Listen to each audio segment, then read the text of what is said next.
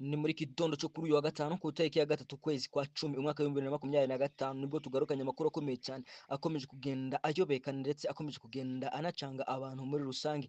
Ni hanyuma y'uko hariya muri ya mugezi wa Nyabarongo hamaze kuba hagaragaramo ikiremwa gitangaje kandi gikomeje kugenda kinatigisa abantu muri rusange kinabatera ubwoba. Nyemerera nkuvire imuzi n'umuzingo iby'aya makuru turebere hamwe, ese ubundi iki cyaba ari ikiremwa cyakomeje kugenda gitangaza abantu muri rusange. Bamwe baravuga ko ari ubwa mbere bashobora kuba bakibonye, ngo cyari kimaze iminsi kimira amazi bakabura icyo bavoma.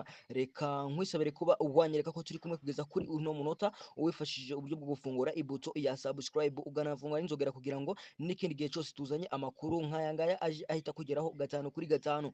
Remba wamaze kuba wafungura iyo buto, nkwifurije gukomeza kugubwa neza kandi ibyo ukora byose bikomeze binakugendekere neza gatanu kuri gatanu nk'uko ubyifuza.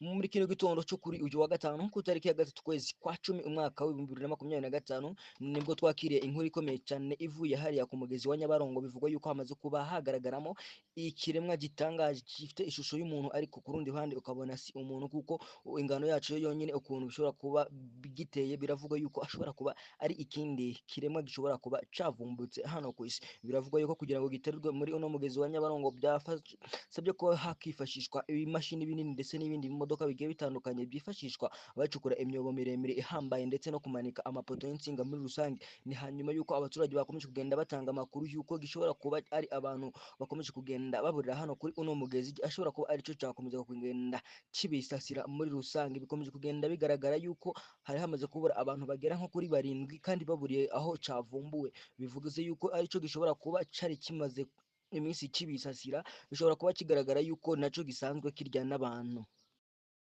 Ngaho nyemerera umpereze ikaze nanjye nguhereze umwanya unkunyuranyurire muri aya makuru kandi nkuvire imuzi n'umuzingo iby'aya makuru akomeje kugenda ayobekana nk'uko byakomeje kugenda bigaragazwa ku mafoto twabahaye cyangwa se no kuri titire y'iyi nkuru. Byakomeje kugenda biyobekana ubwo abaturage batangaga amakuru kugira ngo ubuyobozi buze burebe ikintu cyashobora kuba cageze muri uno mugezi wa Nyabarongo. Abayobozi bakihagera nabo babanje gutangara, bumizwa n'ibyo bakomeje kubona.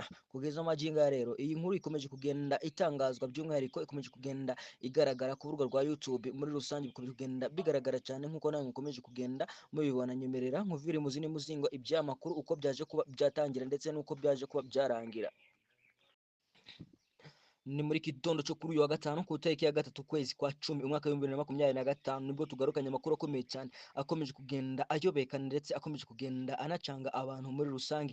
Ni hanyuma y'uko hariya muri ya mugezi wa Nyabarongo hamaze kuba hagaragaramo ikiremwa gitangaje kandi gikomeje kugenda kinatigisa abantu muri rusange kinabatera ubwoba. Nyemerera nkuvire imuzi n'umuzingo iby'aya makuru turebere hamwe, ese ubundi iki cyaba ari ikiremwa cyakomeje kugenda gitangaza abantu muri rusange. Bamwe baravuga ko ari ubwa mbere bashobora kuba bakibonye, ngo cyari kimaze iminsi kimira amazi bakabura icyo bavoma. Reka nkwisabire kuba wanyereka ko turi kumwe kugeza kuri uno munota, uwifashishije uburyo bwo gufungura ibuto ya subscribe uganafungura n'inzogera kugira ngo n'ikindi gihe cyose tuzanye amakuru nk'aya ngaya aje ahita kugeraho gatanu kuri gatanu. Remba wamaze kuba wafungura iyo buto, nkwifurije gukomeza kugubwa neza kandi ibyo ukora byose bikomeze binakugendekere neza gatanu kuri gatanu nk'uko ubyifuza.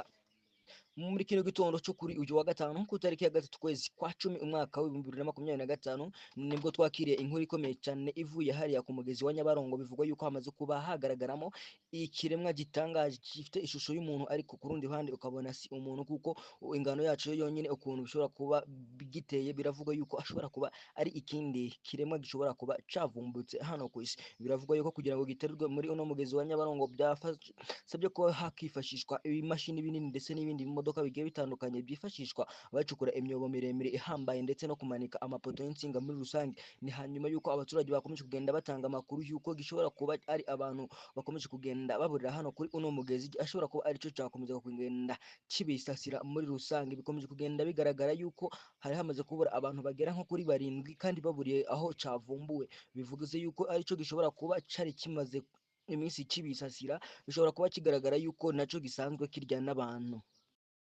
ngaho nyemerera umpereze ikaze nanjye nguhereze umwanya unkunyuranyurire muri aya makuru kandi nkuvire imuzi n'imuzingo iby'aya makuru akomeje kugenda ayobekana nk'uko byakomeje kugenda bigaragazwa ku mafoto twabahaye cyangwa se no kuri titire y'iyi nkuru byakomeje kugenda biyobekana ubwo abaturage batangaga amakuru kugira ngo ubuyobozi buze burebe ikintu cyashobora kuba cyageze muri uno mugezi wa Nyabarongo. Abayobozi bakihagera nabo babanje gutangara bumizwa n'ibyo bakomeje kubona kugeza amagingo ya rero. Iyi nkuru ikomeje kugenda itangazwa by'umwihariko ikomeje kugenda igaragara ku rubuga rwa YouTube muri rusange bikomeje kugenda bigaragara cyane nk'uko nawe mukomeje kugenda mubibona. Nyemerera nkuvire muzi n'imuzingo iby'aya makuru uko byaje kuba byatangira ndetse n'uko byaje kuba byarangira.